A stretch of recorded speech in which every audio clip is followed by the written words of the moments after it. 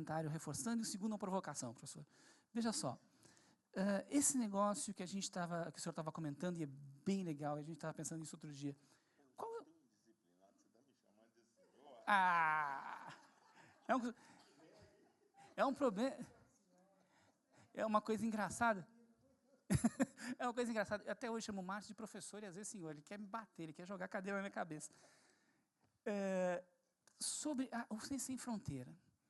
A gente estava pensando outro dia, o pessoal todo preocupado com a produtividade da indústria, a gente estava falando, cara, isso é o de menos. A produtividade, esse pessoal que está indo para fora e vai voltar daqui a pouco, trabalhar como engenheiro na indústria tal é o de menos. O que está se fazendo, e aparentemente é uma coisa bem pensada, isso é um jogo de xadrez político interessante, e não é essa banalidade da produtividade da mão de obra, que a gente conseguiria de outra maneira, é que está se diluindo a elite. Isso é muito legal. Aquele grupo mais, que eu comento, né, os mais coxinhos, assim, aquele pessoal mais terrível, mais agarrado aos seus privilégios de exploração da mão de obra, inclusive, vai receber na próxima década, nos próximos anos, um grupo de pessoas que não tinha acesso a isso e agora teve. E teve de alta qualidade. E vai voltar e vai reivindicar posições de mando. E esse pessoal que vai reivindicar a posição de mando vai diluir esse pensamento mais conservador que a gente já tinha. Isso é o mais legal do Ciências Sem Fronteira. Não é o engenheiro ir para lá e voltar daqui a pouco, amigo nosso estatístico que foi para lá, para fora, está comemorando, pô, estatística vai voltar massa, vai voltar arrebentando com a gente. Isso é o de menos. Isso não é relevante a longo... Desculpa, me exagerei. Isso não é o mais importante a longo prazo. Né? Isso que me chamou mais atenção com a questão do Ciência Sem Fronteira. A diluição da elite a longo prazo. Agora a provocação, aí o professor responde. Novamente, os vícios de economista, aquela coisa. Né? Mesmo que a gente pense em desenvolvimento, a gente não consegue muito fugir da caixinha. A gente é muito de caixinha, é um problema isso. A gente tenta, mas não consegue.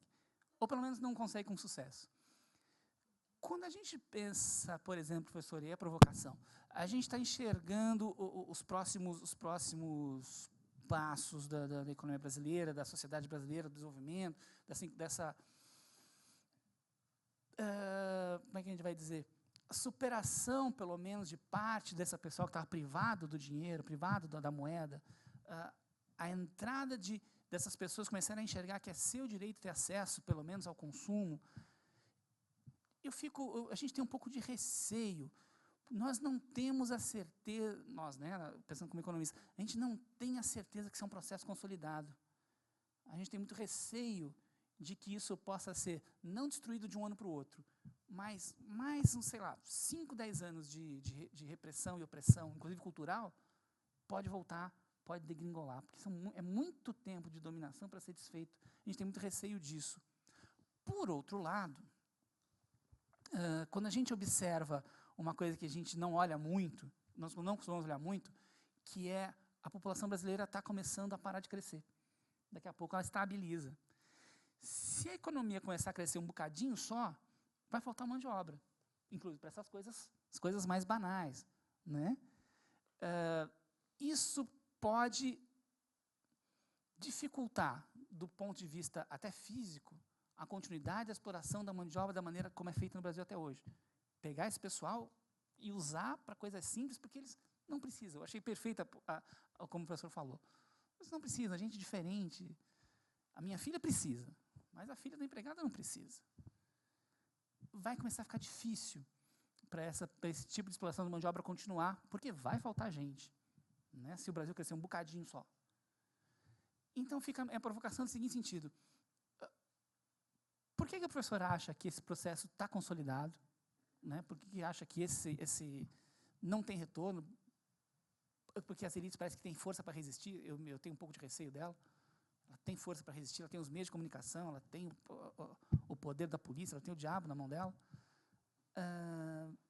E, por outro lado, se esse esvaziamento da mão de obra sobrante, né, ou, se quiser, das reservas de mão de obra, pode ajudar nesse processo de evitar que nós voltemos a sermos o que éramos. Um país com uma quantidade de mão de obra sobrando, que a classe média comprava praticamente um empregado, comentário só para reforçar isso. Fui morar em Brasília, né? Aí fui olhar os apartamentos para morar em algum lugar. Vocês precisam ver o quarto da empregada construído naquela época. Manja o depositinho, que às vezes o pessoal tem em casa, aquele quartinho minúsculozinho. Eu fui em um, por exemplo, que tinha o espaço da cama, que parecia uma cama de marinheiro. Já viu cama de marinheiro? É um tiquinho assim. É uma cama de marinheiro, e o armário dela, se ela levantasse a cabeça, ela dava de cabeça no armário dela. Era só o que tinha. Isso como era feito a mão de obra era vista no Brasil. Se o professor enxerga isso, se a gente tem condição de evitar que isso volte a acontecer de novo. Então, eu acho que nós não podemos subestimar a economia. Efetivamente, aprendi que as bases materiais dos processos determinam as possibilidades. Nós não podemos mais do que materialmente é possível. Mas aprendi também que a economia é economia política, né? Economia é economia política. Então, talvez eu tenha uma aposta de que a política também é capaz de produzir condições materiais, né? Ou seja, condições subjetivas podem contribuir, ajudar ou interferir, produzindo condições políticas, né? Então, talvez eu esteja de olho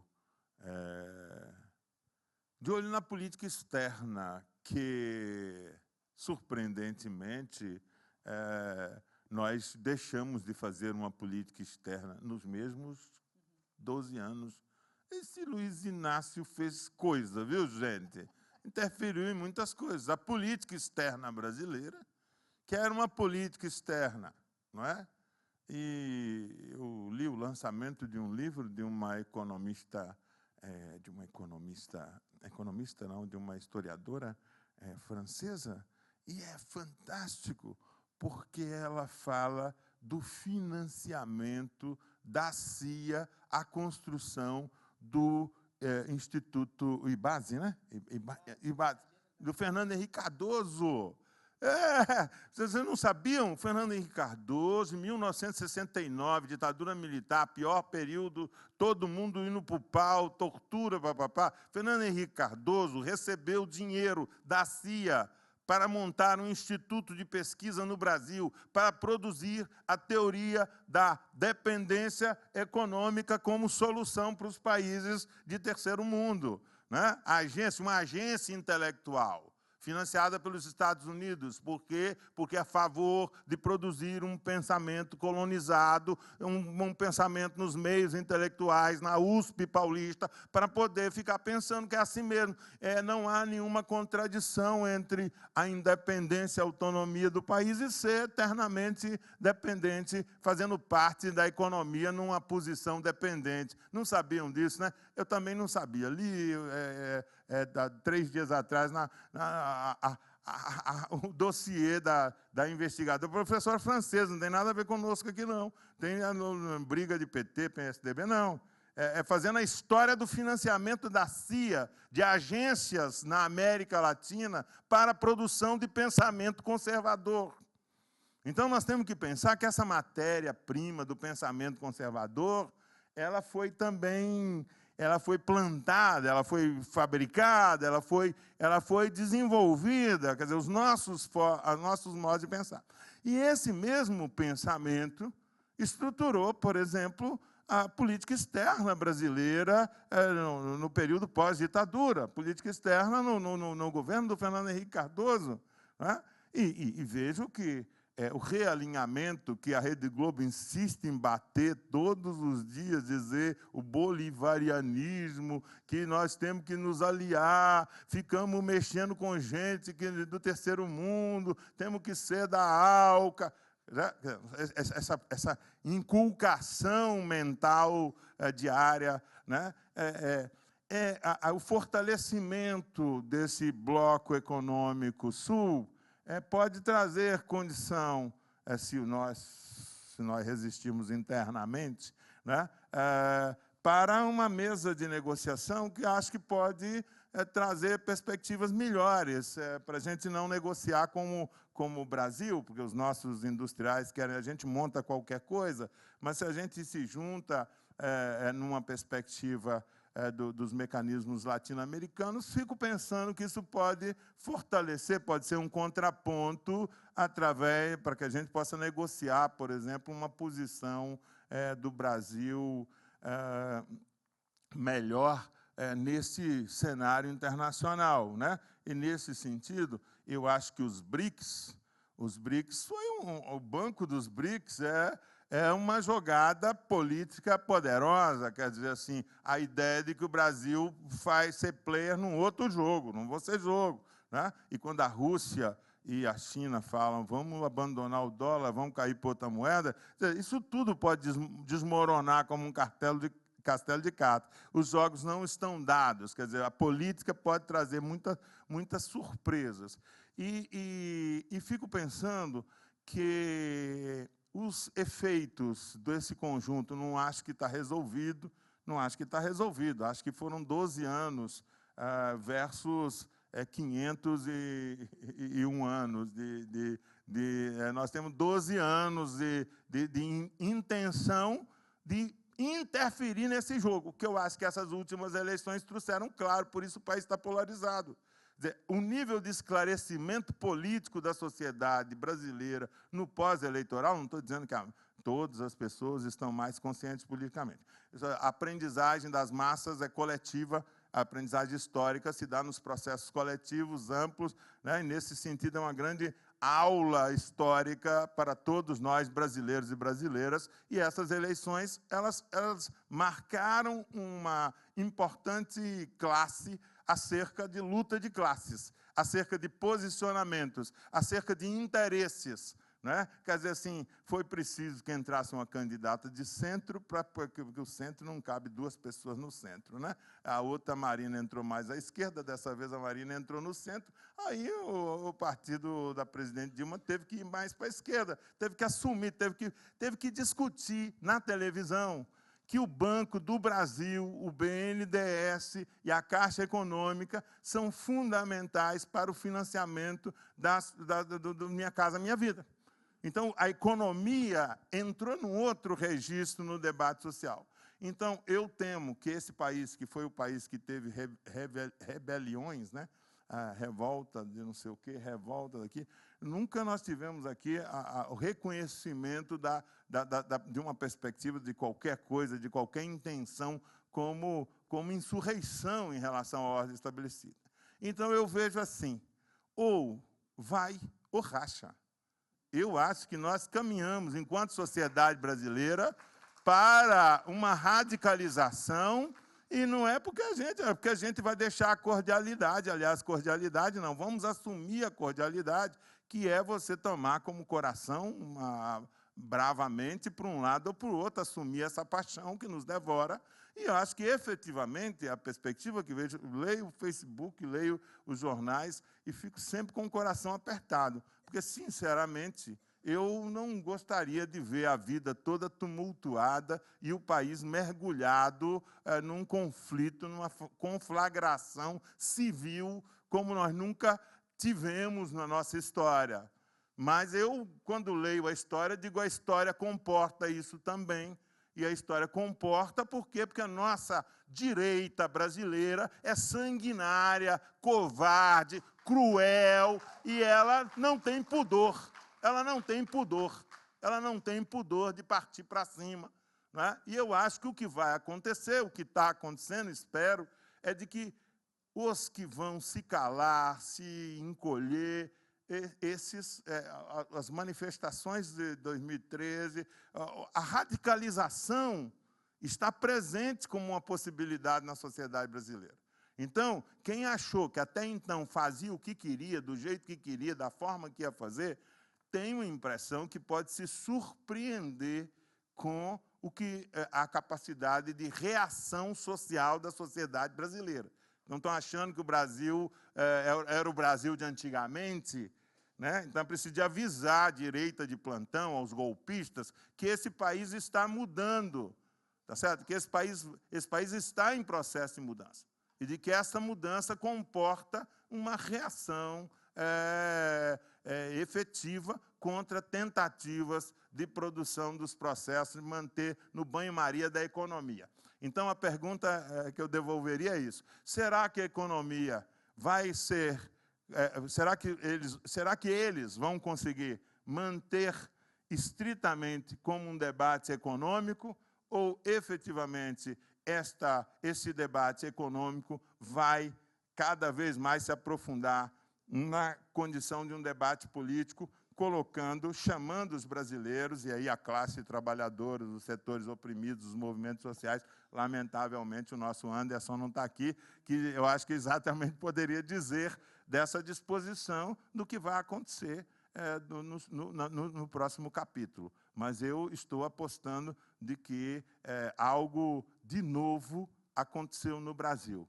Pela primeira vez na história da dominação, na história da exploração brasileira, nós estamos tendo uma possibilidade de construção de um espaço de pensamento crítico. Senão, não teria sido convidado para falar nessa mesa essas coisas que eu estou dizendo.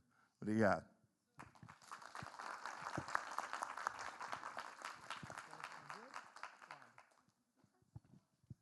Vou dar para ele responder, tá, gente? Só encrenca, né? Você vê, né? Só o problema. Pois é. Como é que a gente lidar com esse assunto? Como o professor falou, gente, economia é um problema muito sério, né? O problema é a seguinte coisa. Nós mesmos nos sacaneamos com a seguinte pergunta. Se você fizer uma pergunta para 4 economistas, você tem 5 respostas. É a nossa piadinha interna, assim, piadinha antiga já. Mas a grande coisa que o professor levantou, chamou bem a atenção aqui, é que esse debate que a gente vê fortemente na economia, né, que são inclusive essas coisas que ficam falando, essas coisas, digo, aquelas pessoas, né, que ficam falando no Jornal da Globo e companhia, tem uma leitura de economia que está muito longe da economia política, muito longe. Esse pessoal não mistura as coisas, acha que economia pode ser separada do resto da sociedade. Isso é um problemaço, isso é uma coisa muito grave para poder usar a economia como ferramenta de entendimento da realidade. Isso não te permite avançar, eu não diria nem 3 passos à frente. Embora o ferramental matemático dele seja maravilhoso, você fala, caramba, coisa difícil, papagaiada a maioria deles. Respondendo à provocação do professor, veja só, eu não sei. Eu não sei. Porque, veja, a gente, quando olha a história brasileira e olha alguns pensadores brasileiros, inclusive o próprio dos donos do poder, a gente fica numa seguinte situação de pensar, projetar a história para frente nunca é possível, né? Mas a gente teima em fazer isso. A gente olha que a direita no Brasil ela tem uma capacidade de ser vitoriosa que é impressionante. Grandes levantes, grandes momentos de transformação poderiam ser já conseguimos no passado, de repente ela vem com uma força que você não imagina e pumba, derruba. É um inferno.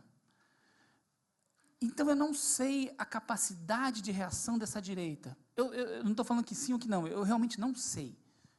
O fato é, se nós entrarmos no discurso dela de precisamos ajustar isso, ajustar aquilo, subir juros, abrir o mercado, essas bobajadas todas, se nós entrarmos nesse discurso, vai acontecer exatamente aquilo que eu estava comentando quando eu falei para vocês de maneira mais longa. Nós vamos entrar nos acordos comerciais, nós vamos fazer uma recessão longa no ano que vem, nós vamos ter dificuldade de ter receita no Estado para fazer política pública, isso vai ficar difícil. Se nós conseguirmos que as pessoas que perceberam que elas são agentes sociais, que elas são atores sociais, que elas são agentes da história, se as pessoas que fizeram o movimento do ano passado perceberem isso e falarem, você não vai fazer uma recessão agora, você vai continuar fazendo esse país caminhar para frente, eu acho que temos uma grande chance. Temos uma grande chance. Aliás, um momento muito, muito importante que o professor falou. Eu não conheço outro momento na história em que ficou muito claro que nós não somos uma nação de pessoas cordiais e submissas. Nós somos, como diz um professor antigo meu, o professor João Manuel, falando, o brasileiro é violento. O brasileiro não é cordial. A violência é uma violência escondida, uma violência